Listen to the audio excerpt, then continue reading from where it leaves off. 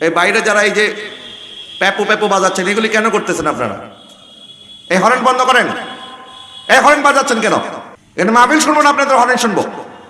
মাহফিলের মধ্যে আমাদের ওলামায়ে কেরাম, মেহমান বিন্দু ওনারা আসবেন, ওনাদেরকে সসম্মানে আপনার স্টেজে নিয়ে আসবেন। কিন্তু আরেকজন বক্তা বক্তব্য দিচ্ছে, এরকম বাঁশি মারতে মারতে মারতে মারতে আসার দরকারটা কি?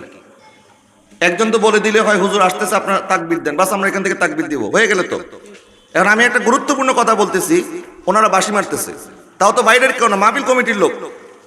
এটা তো একটা কমন সেন্স থাকা দরকার।